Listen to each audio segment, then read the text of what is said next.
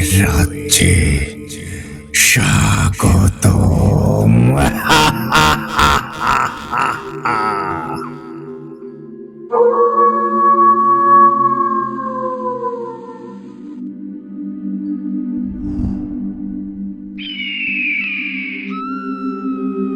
আসসালামু আলাইকুম বন্ধুগণ, সবাইকে স্বাগতম জানাচ্ছি ভূত আড্ডার আরও একটি নতুন এপিসোডে।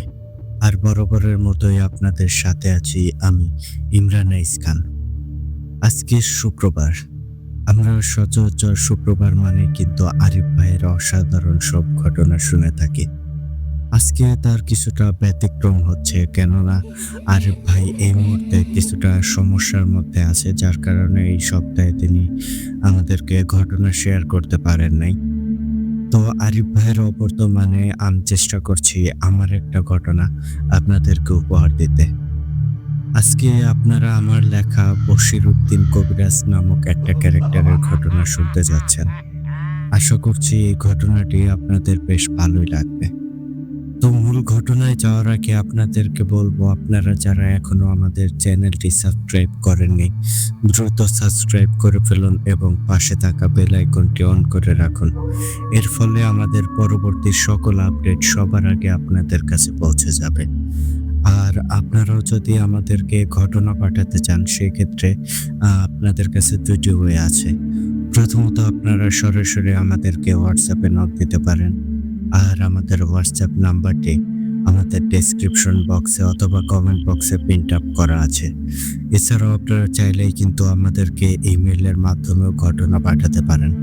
আর আমাদের ইমেল অ্যাড্রেসটি হচ্ছে bhutadda.stories@gmail.com। আপনাদের জানা শোনা সেরা ভয়ঙ্কর ঘটনাগুলো আমাদেরকে লিখে কিংবা ভয়েস ক্লিপ আকারে পাঠিয়ে দিতে পারেন। তাহলে এখন আর বেশি কথা বাড়াবো না, এবার সরাসরি চলে যাব আজকের মূল ঘটনায়। চলুন তাহলে শুনে আসি বশির উদ্দিন কবিরাজের ঘটনা।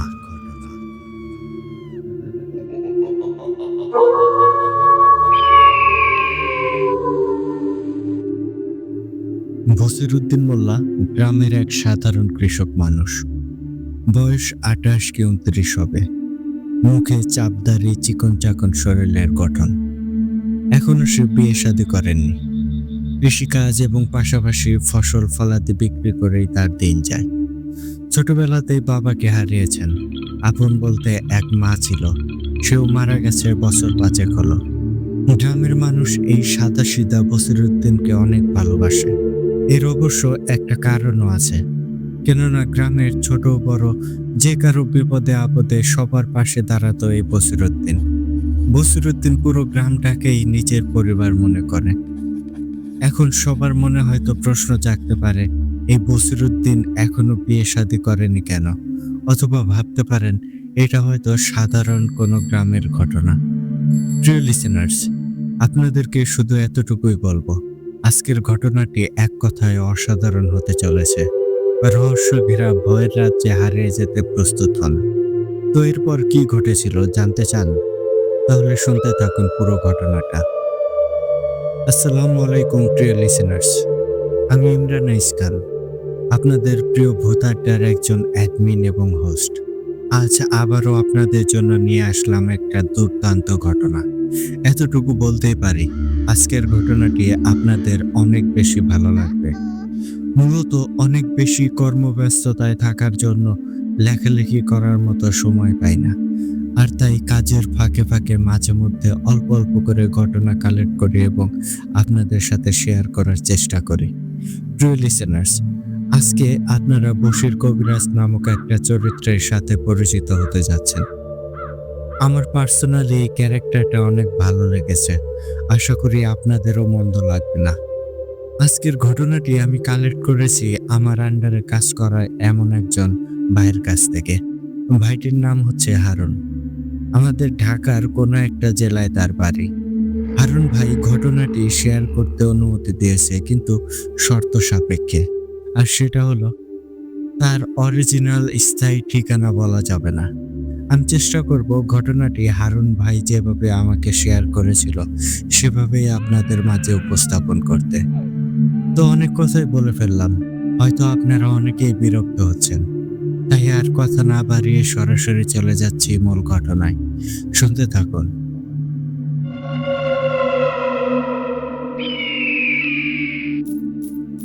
এখন থেকে ৬-৭ বছর আগের ঘটনা। তখন বসিরউদ্দিন ২০ কি ২১ বছরের টকবকে যুবক। একদিন বসিরউদ্দিন তার জমিতে কাজ করছিল। তার জমিতে এবার মূলত লাউ চাষ করেছিল। লাউ গাছের গোড়ায় জন্মানো আগাছা তুলে ফেলে সার দিচ্ছিল। তখন একটা ছোট ছেলে দৌড়ে এসে জানায় বসিরের মা নাকি পানি আনতে গিয়ে খিঁচুনি উঠে অজ্ঞান হয়ে গেছে। এটা শুনে বসিরউদ্দিন তার কাজকর্ম ফেলে ছুটে যায় মায়ের কাছে। গিয়ে দেখে সবাই মিলে ধরাধরি করে তার মাকে বাড়িতে নিয়ে শুইয়ে দিয়েছে। তখন বসির তার মায়ের পাশে বসে তার মাথায় পানি ঢালে হাতে পায়ে তেল দিয়ে দেয়, কিন্তু তার মায়ের জ্ঞান ফিরে আসে না। তখন বসিরউদ্দিন গিয়ে গ্রাম্য ডাক্তারকে ডেকে আনে। ডাক্তার এসে প্রাথমিকভাবে পরীক্ষা নিরীক্ষা করে, কিন্তু এত সময়ও জ্ঞান না ফেরার কারণ বুঝতে পারে না। তখন ডাক্তার সাহেব সাধারণভাবে গ্লুকোজ স্যালাইন ইনজেক্ট করে চলে যায় আর বলে যায় অপেক্ষা করতে। এভাবেই কেটে যায় ২ দিন। বসিরউদ্দিনের মা তখনও অজ্ঞান। প্রস্রাব পায়খানা বিছানার মধ্যেই করেন। বসিরউদ্দিন পাশের বাড়ির চাচিকে ডাক দিয়ে সেগুলো পরিষ্কার করেন। তখন সবাই অবস্থার বেগতিক দেখে বসিরউদ্দিনকে একজন ভালো আলেম বা হুজুরকে ডেকে আনতে বলে। আর সেই কথা মতো পাশের ইউনিয়নে একজন হুজুরকে পেয়েও যায়। হুজুরকে বিস্তারিত বলার পর হুজুর জানায় আগামীকাল সন্ধ্যার পর তাদের বাড়িতে আসবে আর তার মাকে যেন গোসল করিয়ে পবিত্র করে রাখা হয়। এরপর বসিরউদ্দিন নিজের বাড়িতে চলে আসে। কথা মতো পরদিন সন্ধ্যায় হুজুর আসে বসিরউদ্দিনের বাড়িতে। হুজুর এসেই বাড়ির উঠোনে ২ রাকাত নফল নামাজ আদায় করে। তারপর তার মাকে নিয়ে আসতে বলে। তখন বসিরউদ্দিনের মাকে পাক পবিত্র করে আনা হয় হুজুরের সামনে। তখনও বসিরের মা অজ্ঞান অবস্থাতেই ছিল। বাড়ির উঠোনে পাটির মধ্যে বসিরউদ্দিনের মাকে শোয়ানো হয়। বাড়ি ভর্তি তখন মানুষ। সবাই আগ্রহ নিয়ে অপেক্ষা করছে হুজুর কিভাবে কি সমাধান করে এটা দেখার জন্য। তখন হুজুর সবাইকে উদ্দেশ্য করে বলেন, আপনারা দয়া করে একপাশে চেপে যান আর কেউ হই হুল্লোড় করবেন না। এরপর হুজুর দোয়া পড়ে একটা গোল বৃত্ত আঁকেন। বসিরউদ্দিনের মায়ের চারপাশে বৃত্তটা আঁকেন আর বেশ কয়েকটি ধূপকাঠি জ্বালিয়ে দেন চারপাশে। তারপর আরো একটি ছোট্ট বৃত্ত এঁকে নিজেও বসে যান। এরপর দোয়া পড়তে শুরু করেন। ১০ মিনিট, ২০ মিনিট, আধা ঘন্টা হয়ে যায়। হুজুর দোয়া পড়ছে কিন্তু কোনো কাজ হচ্ছে না। আরো কিছুক্ষণ যাওয়ার পর হঠাৎ যেন পুরো বাড়িটা কেঁপে ওঠে। তখনই বসিরউদ্দিনের মা শোয়া থেকে হঠাৎ উঠে বসে আর ভয়ঙ্কর ভাবে বলতে থাকে, এই হুজুর, আমাকে বিরক্ত করছিস কেন? তুই কেন? তোর বাপ আসলেও আমার কিছুই করতে পারবে না। এইসব সাধারণ বন্ধনী দিয়ে আমাকে আটকানো যায় না। তুই যদি নিজের ভালো চাস তবে চুপচাপ এখান থেকে চলে যা। এখানে তোর দরকার নেই। যা হবার তাই হবে। তখন হুজুর কোনো কথা না বলে তার ব্যাগ থেকে পবিত্র পানি বের করে ছিটিয়ে দেয় বসিরউদ্দিনের মায়ের ওপর। তখন যেন তার বিপরীতে থাকা অস্তিত্বটা আরো বেশি ক্ষিপ্ত হয়ে যায়। তখন সে বলে, তুই অনেক বড় ভুল করে ফেললি। এর শাস্তি তোকে পেতেই হবে। আমি পরীদের পরী, সর্দারদের সর্দার, ফিউনা। আমাকে সবাই ফিউনা পরী নামেই জানে। আমার নাম শুনলেও অনেক হুজুর কবিরাজ ভয়ে পালিয়ে যায়। আর তুই কিনা আমাকে আঘাত করিস। তোকে তোর প্রাপ্য শাস্তি অবশ্যই ভোগ করতে হবে। পারলে কিছু করে দেখাস। এই বলে ফিউনাপুরী নামক সেই অস্তিত্বটা বসিরউদ্দিনের মায়ের ঘাড় মোটকে অন্যদিকে ঘুরিয়ে দিয়ে চলে যায়। বাড়িতে উপস্থিত থাকা সবাই তো এই দৃশ্য দেখে হতভম্ব হয়ে যায়। কেউ কিছু বুঝে ওঠার আগেই যেন এইসব ঘটে গেল। তখন বসিরউদ্দিন দৌড়ে গেল মায়ের কাছে। ততক্ষণে অনেক দেরি হয়ে গেছে। বসিরউদ্দিনের মায়ের মাথাটা উল্টো দিকে ঘোরালো, মুখ দিয়ে তখনও গল গল করে রক্ত পড়ছে। তখন বসিরউদ্দিন তার মাকে জড়িয়ে ধরে পাগলের মতো কান্না করতে থাকে আর বলে, আমার মাকে কেন মারলি? আমাকে ইতিম করে দিলি। আল্লাহ তোর বিচার করবে। তখন সবাই এসে বসিরউদ্দিনকে সান্ত্বনা দেয়, কিন্তু সদ্য মা হারানো সন্তানের মন কি কোনো কিছুতে সান্ত্বনা পায়? তখন সেই হুজুর বলে, বাবা বসির, নিয়তি তো বদলানো যায় না। আল্লাহ পাক হয়তো তোমার মায়ের হায়াতে এই পর্যন্তই রেখেছিলেন। আর বাবা, আমাকে ক্ষমা করে দিও। আমি জানতাম না এখানে ভয়ঙ্কর ফিউনাপরি আছে। জানলে হয়তো আমার সাহসী হতো না এখানে আসার। এই ফিউনাপরি অনেক বেশি হিংস্র আর ভয়ঙ্কর। আমি আমার ওস্তাদের মুখে শুনেছিলাম এই পরীর ভয়াবহতা সম্পর্কে। বাবা রে, এই পরীর কিছু করার মতো ইলম আমার নাই। আমি তো বুঝতেই পারলাম না এ কেন তোমাদের উপর ভর করলো। বাবা রে, আমি তো এটাও জানি না যে এই পরী আমার আবার কোন ক্ষতি করে বসে। বাবা বসির, এইসব নিয়তি ভেবেই মেনে নাও। আর লাশ বেশিক্ষণ রাখতে হয় না, তাড়াতাড়ি দাফন করতে হয়, নয়তো মুর্দার কষ্ট হয়। এরপর সবাই মিলে বসিরউদ্দিনের মাকে দাফন করে। যেহেতু বসিরউদ্দিনের তেমন কোনো আত্মীয় স্বজন ছিল না, তাই ঈশার নামাজের পরপরই জানাজা পড়িয়ে দাফন করা হয়। এরপর সেই হুজুরও সবার থেকে বিদায় নিয়ে চলে যায়। পরদিন লোক মারফত জানা যায় রাতে হুজুর যখন বাড়ি ফিরছিল তখন তার সাথে ভয়ঙ্কর কিছু ঘটে যায়, যার দরুন হুজুরের শরীরের এক পাশ পুরোপুরি প্যারালাইজড হয়ে বেঁকে গেছে। হুজুর নাকি আর কথাও বলতে পারে না। সবাই তখন বুঝে যায় এটা নিশ্চয়ই ওই ভয়ঙ্কর ফিউনাপরের কাজ। এদিকে বসিরউদ্দিনও সবকিছু ধীরে ধীরে ভুলে যেতে চেষ্টা করে। খুব বেশি যখন মাকে মনে পড়ে তখন মায়ের কবরের পাশে গিয়ে বসে থাকে। একা মানুষ যা পারে তাই করে খায়। এভাবে প্রায় কেটে যায় 6 মাস। এরই মাঝে বসিরউদ্দিনের পাড়া প্রতিবেশীরা চাপ দেয় বসিরউদ্দিনকে বিয়ে করে সংসারী হওয়ার জন্য। বসিরউদ্দিনও একটা সময় রাজি হয়ে যায়। আশেপাশের মুরব্বীরাই মূলত ঘটকালি করে একটা মেয়ে দেখে এবং বিয়ে ঠিক করে। বিয়ের দিন ঘটে যায় আরো একটা মর্মান্তিক ঘটনা। বরযাত্রী হিসেবে বসিরের সাথে ছিল কয়েকজন প্রতিবেশী মুরব্বী। বিয়ে বাড়িতে যাওয়া মাত্রই বসিরউদ্দিন জ্ঞান হারিয়ে পড়ে যায়। আর অন্যদিকে বাড়ির ভেতর থেকে ভেসে আসে কান্নার আওয়াজ। সবাই যেন থতমত খেয়ে যায় এই অবস্থা দেখে। তখন কয়েকজন মিলে বসিরউদ্দিনকে একটা ঘরে নিয়ে শুইয়ে দেয় এবং জ্ঞান ফেরানোর চেষ্টা করে। অন্যদিকে আরো কয়েকজন বাড়ির ভেতর প্রবেশ করে দেখতে পায় যার সাথে বসিরউদ্দিনের বিয়ে ঠিক করা হয়েছিল সে মৃত অবস্থায় পড়ে আছে। আর তার চেয়েও ভয়ঙ্কর বিষয় হচ্ছে মেয়েটি ঠিক একইভাবে মরে পড়ে আছে যেভাবে বসিরউদ্দিনের মা মারা গিয়েছিল। অর্থাৎ বসিরউদ্দিনের মায়ের মতো ঘাড় উল্টো দিকে ঘোরানো এবং নাক মুখ দিয়ে কলকল করে রক্ত পড়ছে। মুহূর্তের মধ্যেই আনন্দে ঘেরা বাড়িটা যেন শোকে কাতর মৃত বাড়িতে পরিণত হয়। চারদিকে কান্নাকাটির রোল পড়ে যায়। এর কিছুক্ষণ পর বসিরউদ্দিনের জ্ঞান ফেরে। তখন সবার থেকে সবকিছু শুনে বসিরউদ্দিন মেয়েটিকে দেখতে চায়। ততক্ষণে মেয়েটিকে বড়ই পাতা গরম পানি দিয়ে গোসল করে কাফনের কাপড় পরানো হয়েছে। এরপর বসিরউদ্দিন যায় এবং এক ঝলক দেখে মেয়েটিকে।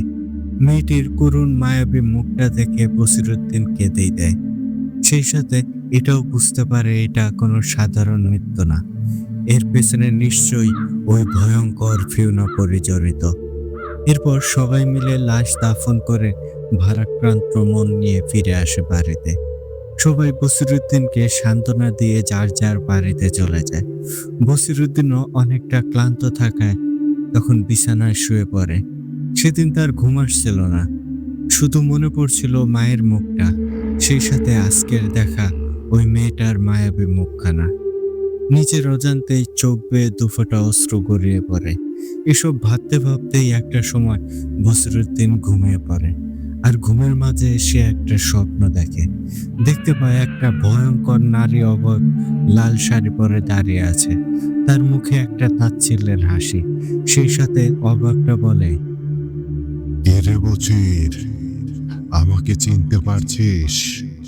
আমি ফিওনা, ফিওনা পরি। হা হা হা হা হা। তুই কি ভেবেছিলি আমাকে একা করে দিয়ে তুই শান্তিতে থাকবি? তা কখনোই হবে না। তোর কারণে আমার সঙ্গী মারা গিয়েছিল, আর তাই আমি বেঁচে থাকতে তোকে কখনোই সংসার করতে দেব না। মনে পড়ে এখন থেকে 6 মাস আগে তুই তোর চাষের জমির পাশে একটা নীল রঙের সাপকে মেরে ফেলেছিলি। ও ছিল আমার সঙ্গী। তুই যতবার সংসার বাঁধতে চেষ্টা করবি ততবারই একটা করে লাশ পড়বে। আমি তো তোকে সেদিন মেরে ফেলতাম, কিন্তু তুই সর্বদা পাক পবিত্র থাকায় তোর ক্ষতি করতে পারিনি। তাই তো তোর মায়ের ওপর ভর করেছিলাম। তোর মা সবটাই জানতো। সে আমাকে অনেক কাকুতি মিনতি করেছিল। তখন আমি বলেছিলাম, জানের বদলে জান চাই আমার। তখন তোর মা নিজেকে উৎসর্গ করে।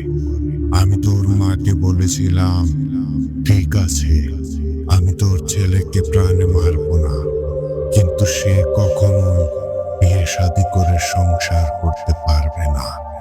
সংসার করতে চাইলেই আমি আবারও ফিরে আসব। তখন তোর মা বলেছিল, আমি এতেই রাজি। আমার কলিজার টুকরো সন্তান তো বেঁচে থাকবে। আমার জীবনের বিনিময়ে যদি আমার সন্তান বেঁচে থাকে তাতেই আমার সুখ। তুই ওর কোনো ক্ষতি করিস না। ওর আপন বলতে যে আর কেউ নেই। কিন্তু আফসোস, তোর মা তোকে কথাগুলো বলার সুযোগ পায়নি। সেদিন ওই হুজুরের পারাপারের জন্য আমি তোর মাকে মেরে ফেলি। মনে রাখিস, এই ভুল যতবার করবি ততবারই একটা করে লাশ পড়বে। হা হা হা হা হা হা হা হা।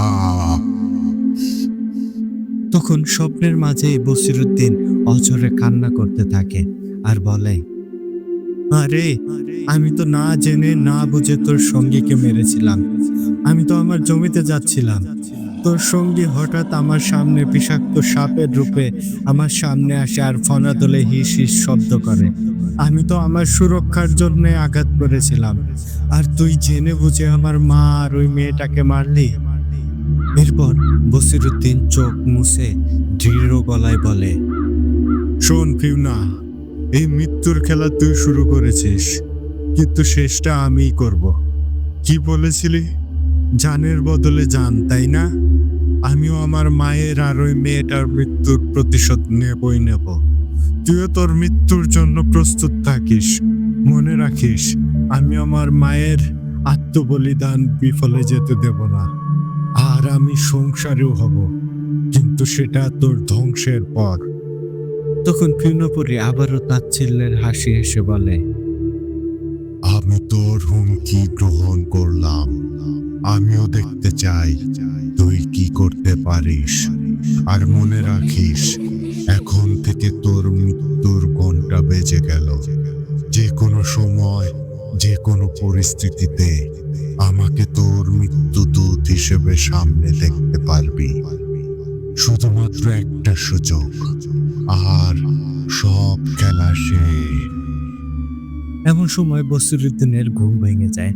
বসিরউদ্দিন বুঝতে পারে এটা নিছক কোনো স্বপ্ন না, আর তাই সে ঠিক করে এখন থেকে সে নিজেকে একজন কবিরাজ হিসেবে গড়ে তুলবে আর তার মায়ের মৃত্যুর প্রতিশোধ নেবে।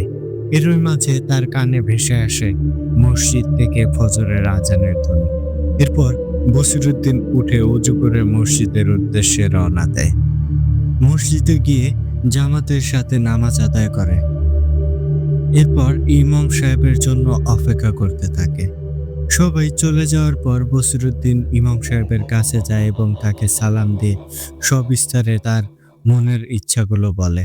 তখন ইমাম সাহেব বলে, দেখো বাবা বসির, আমার এই বিষয়ে এতটা জ্ঞান বা অভিজ্ঞতা নাই, তবে আমি তোমাকে একজনের সন্ধান দিতে পারি। উনি একজন নামকরা রাখী। উনি আল্লাহর কালাম দ্বারা এইসবের সমাধান করে থাকেন। তখন বসিরুদ্দিন জানতে চায় সে কে আর তাকে কোথায় পাওয়া যাবে। তখন ইমাম সাহেব জানায়, উনি হচ্ছেন আমাদের মাদ্রাসার ওস্তাদ। তুমি মাদ্রাসায় গিয়ে বড় হুজুর বলে খোঁজ করলেই তাকে পেয়ে যাবে। হুজুরকে তোমার সমস্যার কথা বললে আর আমার পরিচয় দিলে আশা করি উনি তোমাকে সাহায্য করবে ইনশাআল্লাহ। এরপর ইমাম সাহেবের কাছ থেকে মাদ্রাসার ঠিকানা নিয়ে বসিরুদ্দিন বাড়িতে চলে আসে এবং ভাবতে থাকে কিভাবে কি করবে। এরপর চিন্তা ভাবনা করে ঠিক করে তার ভিটা বাড়ি বা যেটুকু চাষবাসের জমি আছে তা পাশের বাড়ির চাচাকে তদারকি করার জন্য দায়িত্ব দিয়ে তারপর সে তার কাজে বের হবে। তো যেই ভাবা সেই কাজ। বসিরুদ্দিন পাশের বাড়ির চাচাকে সবকিছু বুঝিয়ে দেয় এবং তার কাছ থেকে 500 টাকা ধার হিসেবে নেয় আর বলে, চাচা, আমি তো বিশেষ কাজে যাচ্ছি, জানি না কবে ফিরবো। তুমি আমার জমির ফসল তুলে এই টাকা ওয়াসিল করে নিও আর আমার জন্য দোয়া করো। আর চাচা, আমার বাড়ির পিছনে যে ছোট্ট পুকুরটা আছে ওখানে বেশ ভালোই মাছ আছে, ওগুলো তোমরা খেও। এরপর বসিরুদ্দিন সেখান থেকে বিদায় নিয়ে বাড়িতে চলে আসে এবং পরদিন সকালবেলায় বেরিয়ে পড়ে সেই মাদ্রাসার উদ্দেশ্যে যেখানে বড় হুজুরকে পাওয়া যাবে। দুপুর নাগাদ বসিরুদ্দিন সেই মাদ্রাসায় গিয়ে পৌঁছায়। সেখানে গিয়ে বসিরুদ্দিন খোঁজ করতেই জানতে পারে আজ সকালে নাকি বড় হুজুর তার কিছু ছাত্রদের নিয়ে 40 দিনের চিল্লায় গেছেন। ছাত্রদের দিনের দাওয়াত ও নৈতিক শিক্ষা দেওয়ার জন্য হুজুর নাকি প্রতি বছরই এমনটা করেন। প্রতি বছরই বিশেষ কিছু ছাত্রদের নিয়ে তিনি চিল্লায় যান। এসব জেনে বসিরুদ্দিন চিন্তায় পড়ে যায়। সে ভাবতে থাকে এখন কি করবে। সে কি বাড়ি ফিরে যাবে নাকি হুজুরের খোঁজে চিল্লায় যাবে। যেই ভাবা সেই কাজ। হুজুরের বিস্তারিত জেনে নেয় বসিরুদ্দিন। হুজুর কোথায় যেতে পারে বা প্রথম কোন মসজিদে অবস্থান করবে এসব জেনে বসিরুদ্দিনও সেই দিকে চলে যায়। বিকেল গড়িয়ে সন্ধ্যার আগ মুহূর্তে বসিরুদ্দিন কাঙ্ক্ষিত মসজিদে গিয়ে পৌঁছায়।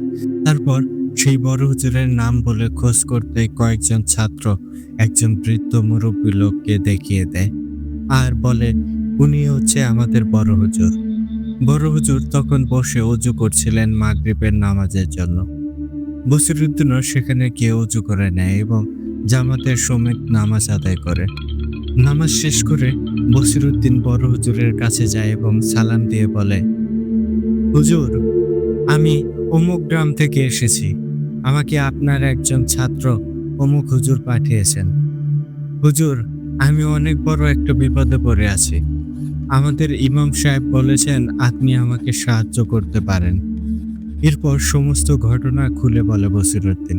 সব কথা শুনতে শুনতে প্রায় এশার নামাজের সময় হয়ে যায়।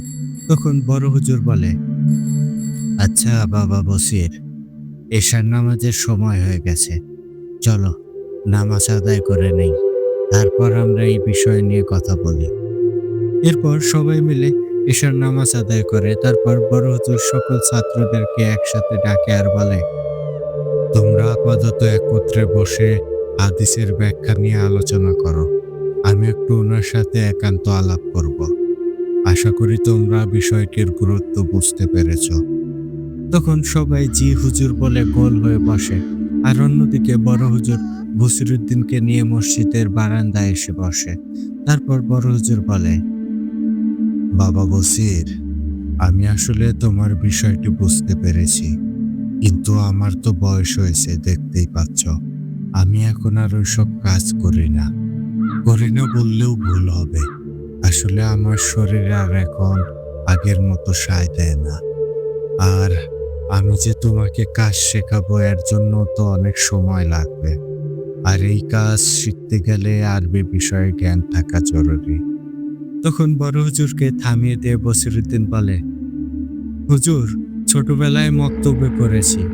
বাবা মারা যাওয়ার পর আর পড়ালেখা করতে পারিনি। সংসারের হাল ধরেছিলাম অল্প বয়সে। আপনি যদি সাহায্য করেন তাহলে আমি ইনশাল্লাহ পারবো হুজুর। তখন বড় হুজুর বলে, তোমার আত্মবিশ্বাস আমার ভালো লেগেছে। আমি চেষ্টা করব আমার জানা সকল বিদ্যা তোমাকে শেখাতে। কিন্তু বাবা, তোমার তো আবার প্রথম থেকে শুরু করতে হবে। আগামীকাল থেকে তোমার নতুন অধ্যায় শুরু হবে। বাবা, একটা অনুরোধ থাকবে, এই বিদ্যা কখনোই কারো অনিষ্ট করার কাজে লাগিও না। তাহলে কিন্তু আমি তুমি দুজনেই আল্লাহর কাছে ঠেকা থাকবো। তখন বসিরউদ্দিনও বলে, জি হুজুর, আপনার কথা সারা জীবন আমার মনে থাকবে।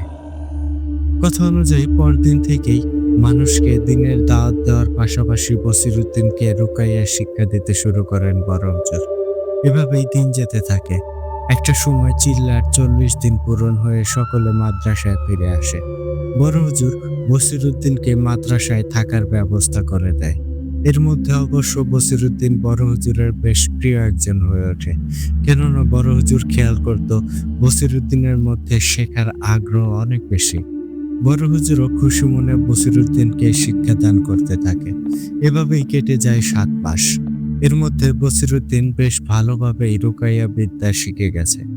একদিন মাগরিবের পর বড় হুজুর বসিরউদ্দিনকে রুকাইয়ার আরো বিশেষ কিছু আমল শেখাচ্ছিলেন। এমন সময় দেখলেন মাদ্রাসার অন্য একজন হুজুর সেখানে আসলো আর বড় হুজুরকে সালাম দিয়ে বলল, হুজুর, আমাদের পাড়ার সুরমান আলীর ছেলেকে সম্ভবত জিনে আসর করেছে। তাড়াতাড়ি সেখানে যেতে হবে। আমি এসেছি আপনাকে বিষয়টি জানাতে। আপনি বললে আমি যেয়ে দেখে আসতাম। তখন বড় হুজুর বলে, আচ্ছা হুজুর, আপনার সাথে আমি আর বসিরউদ্দিনও যাব। আর আমি চাই আজকের কাজটা বসিরউদ্দিন করুক। আপনি ওকে সাহায্য করবেন আর আমি আপনাদের পাশে থাকব। ওর অভিজ্ঞতার দরকার আছে। তখন সেই হুজুরও খুশি মনে রাজি হয়ে যায়। এরপর তারা 3 জন মিলে চলে যায় সুরমান আলীর বাড়িতে। সেখানে গিয়ে দেখে সুরমান আলীর ছেলেকে বেঁধে রাখা হয়েছে আর তার মুখ দিয়ে লালা ঝরছে। তখন বড় হুজুর সবাইকে সরে যেতে বলে আর বসিরউদ্দিনকে কাজ শুরু করতে বলে। আর সেই সাথে বসিরউদ্দিনকে বলে, আমি তোমাকে এখন কিছুই বলবো না, তুমি তোমার মতো করে কাজটা করো। বসিরউদ্দিনও তখন হুজুরের কথা মতো কাজ শুরু করে দেয় এবং ব্যাগ থেকে কিছুটা জমজমের পানি বের করে সেটা স্বাভাবিক পানিতে মেশায়। তারপর সেই পানিতে কিছু দোয়া পরে ফু দেয়। তারপর সেই পানিটা আশেপাশে ছিটিয়ে দেয়। এরপর একটা দোয়া পরে গোল বৃত্ত আঁকে। তারপর সেখানে সুরমান আলীর ছেলেকে এনে বসাতে বলে। কয়েকজন মিলে ছেলেটাকে জোর করে এনে বসায় সেই বৃত্তে। ছেলেটা বৃত্তে বসে গোঙাতে থাকে আর তখনও ছেলেটার মুখ দিয়ে লালা ঝরছিল। এরপর বসিরউদ্দিন কিছুটা পানি নিয়ে ছেলেটার উপর ছিটিয়ে দিতেই ছেলেটা ছটফট করে ওঠে আর তার কাজে বাধা না দিতে হুঁশিয়ার করে। তখন বসিরউদ্দিনও যথারীতি জিজ্ঞেস করে, কে তুই বা কেন একে ধরেছিস? কিন্তু ছেলেটার মধ্যে থাকা জিনটা কোনো জবাবই দেয় না। হঠাৎ যেন বসিরউদ্দিনের কি যেন হয়ে যায়। বসিরউদ্দিন বলে ওঠে, আমি তোকে ছেড়ে দিচ্ছি। তুই আমার মাকে কিচ্ছু করিস না। মাকে ছেড়ে দে, মাকে ছেড়ে দে, মায়ের কিছু করিস না। এই বলে কেউ কিছু বুঝে ওঠার আগেই বসিরউদ্দিন বৃত্তটা কেটে দেয়। তখন জিনটাও সুযোগ বুঝে বসিরউদ্দিনকে ধাক্কা দিয়ে ফেলে দেয় এবং পালিয়ে যায়। তখন বড় হুজুর অন্য হুজুরকে বলে, হুজুর, আপনি ছেলেটাকে ঝাড়ফুঁক দিয়ে চলে আসেন। আপাতত আর সমস্যা নেই। আমি বসিরকে নিয়ে মাদ্রাসায় যাচ্ছি। এই বলে বড় হুজুর বসিরউদ্দিনকে নিয়ে মাদ্রাসায় আসে। তারপর বসিরউদ্দিনকে বলে, বসির, এখন যাও গোসল করে আসো। তারপর তোমার সাথে সব কথা বলছি। তখন বসিরউদ্দিন চুপচাপ গোসল করতে চলে যায়। গোসল শেষ হতে না হতেই এশার আজান দিয়ে দেয়। তখন সবার সাথে নামাজ আদায় করে বসিরউদ্দিন বড় হুজুরের কাছে যায়। তখন বড় হুজুর বলে, বাবা বসির, আজকে তোমার কি হয়েছিল বলো তো? তখন বসিরউদ্দিন বলে, হুজুর, আমার কি যেন হয়েছিল। আমি দেখতে পেলাম একটা শয়তান পিশাচ আমার মাকে ধরে একটা কুয়োর মধ্যে ফেলে দিচ্ছিল। আমি তখন ভুলেই গিয়েছিলাম আমার মা যে আর এই পৃথিবীতে নেই। আর তাই এমনটা হয়েছে। আমাকে ক্ষমা করবেন হুজুর। তখন বড় হুজুর বলে, বসির, তোমার প্রথম ভুল ছিল তুমি কাজ শুরু করার আগে তোমার শরীর বন্ধ করনি। এটা একটা সাধারণ ভোলাজিন ছিল। এর কাজই হচ্ছে মানুষকে বিভ্রান্ত করা। আর তোমাকে তো আমি অনেকভাবেই রুকাইয়া করা শিখিয়েছি, তাহলে তুমি এই পদ্ধতিটাই কেন বেছে নিলে? তখন বসিরউদ্দিন বলে, হুজুর, আমার মনে হয়েছিল এই প্রথম ধাপ দিয়েই কাজ করতে হবে, আর তাই এমনটা করেছি। তখন বড় হুজুর বলে, শোনো বাবা, এসব কাজ করতে গেলে মাথা ঠান্ডা রাখতে হয়, কেননা তোমার একটা ভুল তোমার মৃত্যুর কারণ হতে পারে। আর সব সময় নিজের শরীর বন্ধ করে রাখবে। আর যে কোনো কাজ শুরু করার আগে চেষ্টা করবে ওই শয়তানদের বিষয়ে জানার বা বোঝার। এতে তোমার কাজ করতে সুবিধা হবে। আরো অনেক বিষয়ে বড় হুজুর এবং বসিরউদ্দিনের মাঝে কথাবার্তা হয়। এরপর রাতের খাবার খেয়ে শুয়ে পড়ে। সেদিন রাতে বসিরউদ্দিন স্বপ্নে সেই ফিউনাপরীকে দেখে। স্বপ্নের মাঝে ফিউনাপরী তাচ্ছিল্যের হাসি এসে বলে, কিরে বসির, সামান্য এই ভোলা জিনের মায়ায় কাটাতে পারিস নাই, আর তুই কিনা আমাকে আটকাবি? শুধুমাত্র একটা সুযোগের অপেক্ষায় আছি রে। তোকে তোর ওয়াকাত বুঝিয়ে দেব। তোর মায়ের থেকেও তোর মৃত্যু অনেক বেশি ভয়ঙ্কর হবে। মনে রাখিস, খুব তাড়াতাড়ি আমাদের দেখা হবে। তখন স্বপ্নের মাঝে বসিরউদ্দিন চিৎকার করে বলে, ফিউনা, তোর সময় শেষ হয়ে আসছে। তোর শেষ পরিণতি আমার হাতেই হবে। তুই আমার মাকে মেরেছিস। তোকে আমি ছাড়বো না। তোকে আমি ছাড়বো না ফিউনা, ছাড়বো না। এমন সময় বসিরউদ্দিন তার মুখে পানির ছিটা অনুভব করে। তখন বসিরউদ্দিনের ঘুমটা ভেঙে যায় এবং বসিরউদ্দিন উঠে বসে। আর চোখ খুলে তার আশেপাশের অবস্থা দেখে অনেক বেশি হতবাক হয়ে যায় বসিরউদ্দিন। তো এরপর কি হয়েছিল বসিরউদ্দিনের সাথে বলতে পারবেন কি? প্রিয় লিসেনার্স, ঘটনাটি অনেক বড়, তাই আজ এই পর্যন্তই রাখছি। চেষ্টা করব খুব তাড়াতাড়ি এই ঘটনাটির শেষ অংশ আপনাদের মাঝে নিয়ে আসতে। ফিউনাপুরীর অবসান কি বসিরউদ্দিন করতে পেরেছিল? ওই ঘটনা আগামীতে শুনতে পারবেন ইনশাআল্লাহ। আসলে সময় স্বল্পতার জন্য পুরো ঘটনাটি শেয়ার করতে পারলাম না। আশা করি আমার প্রাণপ্রিয় লিসেনার্সগণ এই বিষয়টি বুঝবেন। তো প্রিয় লিসেনার্স, কেমন লাগলো বসিরউদ্দিন কবিরাজের ঘটনার প্রথম পার্ট? আপনারা অবশ্যই কমেন্ট করে আপনাদের মূল্যবান মতামত জানিয়ে দেবেন। আর ঘটনাটি যদি ভালো লাগে তাহলে বেশি বেশি শেয়ার করে দেশ বিদেশের সকলের মাঝে ছড়িয়ে দেবেন আপনাদের প্রাণপ্রিয় ভূতার ডাকে। সবাই ভালো থাকবেন, সুস্থ থাকবেন, আর আশেপাশের সবাইকে ভালো রাখার চেষ্টা করবেন। আমাদের ভূতারটা টিমের জন্য দোয়া করবেন, যেন আমরা নিত্য নতুন ভয়ঙ্কর সব ঘটনা আপনাদের সাথে শেয়ার করতে পারি। আমি ইমরান আইস খান আজকের মতো এখানেই বিদায় নিচ্ছি। আসসালামু আলাইকুম।